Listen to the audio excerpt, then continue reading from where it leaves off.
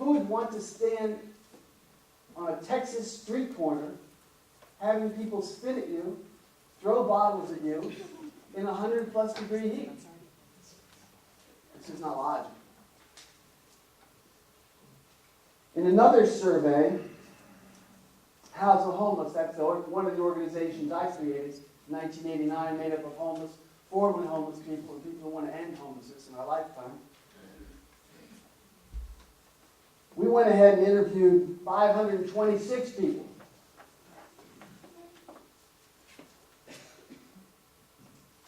"56 said that they would work. They wanted employment. 37% said they were working at that time. 37% said they were working at the time of the interview. Finally, when we asked them, would you work a 40-hour job if it paid the basics, food, clothing, and shelter, including utilities, enough for a bus pass, kitchen, and emergency room? 90.7% said yes. What's very interesting about that is I've since done a subsequent survey and found that almost 50% of these people have such debilitating diseases, cancers, Hodgkin's disease, Parkinson's disease, that half of them really can't work. But the desire's there because why? It's a Puritan work ethic. It's in every one of us. What happens when we lose our job? Whether we're a man or a woman, we feel the same emptiness. We feel unbalanced, unsettled. Am I right? Yeah, it just feels bad. And we know that we're not pulling our share. And then we get into arguments with our spouse. That's what not working causes to you. All these people are feeling that angst all the time. So I did another survey. I said, so you want to work? Okay, so that's what you said. So we've got some job training going on over here at ACC. Here's 20 jobs. And so we listed them. Truck driver, landscaping, bus driver, heating, air conditioning, computer tech, welder, solar panel installer, small engine machine, administrative assistant, auto body repair, upholstery, dental assistant, phlebotomist, outboard motor repair, wedding planner, accounting, and more. And I said, if you want to work, would you work at one of these jobs that pay the living wage, and would you please rank these in order of preference? And they did. And that should be on that sheet there. Is that ranking? Do you have part of that on that one? That was okay. So that's what they told us. So I said, well, isn't that interesting? So we got together 100 of the right people. When I say that, I mean Mayor Will Wynn, Lee Leffingwell was a city council member there. Chris Riley was not a city council member, but he came. He was still in the office. We got Mayor Bruce Todd.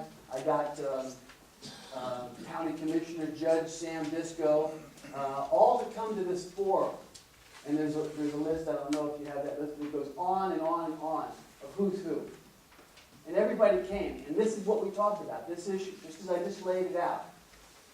These people are standing on our corners, panhandling. What are we going to do about it? And we can lock them up, but they're going to apparently be back out there as soon as we let them go. So how does that help?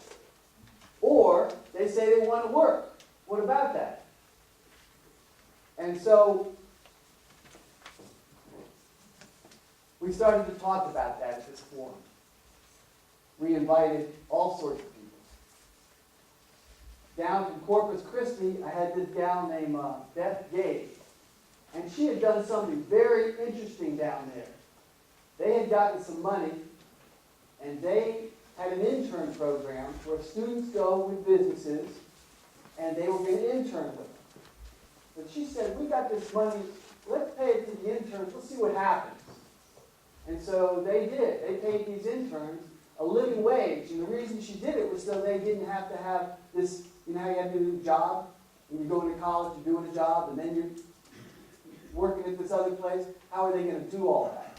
So rather than do that, she provided them with a living wage.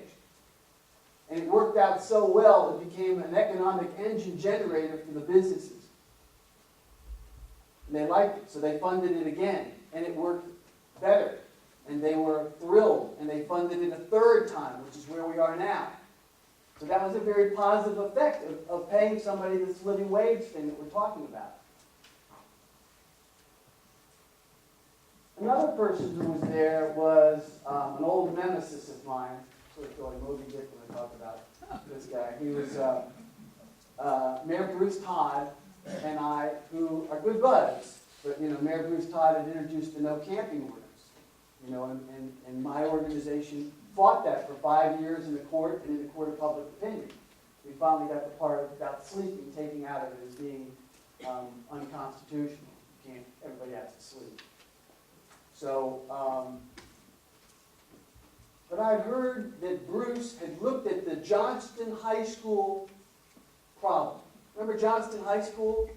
It wasn't teaching well. The students weren't learning well. They shut it down. They said, we need to reconfigure. That was the first time I'd heard about any of that type of stuff,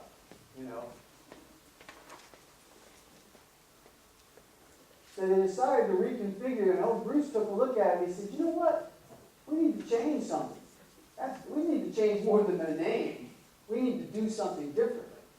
And he said, what if we got these kids some tutors? One-on-one. That's really what people need. We need that special individual attention. And so that's what they did. So he raised the money in the business community to pay these tutors a living wage. And he raised the money to pay the students a minimum wage to go get tutored. It worked. They're raising money, going through another cycle. It worked. That was very interesting. Very interesting. So I had Bruce Todd come and speak about that, and he was glad to do it. So we laid all that out there, and then I said, you know what? We have this other problem. We have a problem in the city of Austin. Can everybody see these charts that I put up here? This is called Project Fresh Start. I created this in the early 90s, and what this is a pathway for homeless people to exit homelessness. Okay? Now, there are a lot of groups that make up homelessness, right? You got veterans, you got single women, you got women with children, you got people that are addicted to drugs, you got all those things, mental health people, right? You got all sorts of groups. Well, the group that I work with, I'm director of legal aid for the homeless, where I spend half my day at the homeless shelter. And the people I work with are single homeless adults who are dually diagnosed with substance abuse problems and mental health problems. These folks are hurt. But they're also homeless. Mental health problems, drug and alcohol problems, and they're homeless. So anyway, I said if I could create a formula, a pathway for these folks to get off the streets, then we could do it for anybody. We could do it for the single women. So this is what I did. I went ahead and created this deal.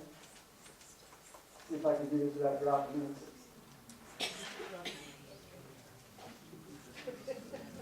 So the way this works now is people enter this system over here.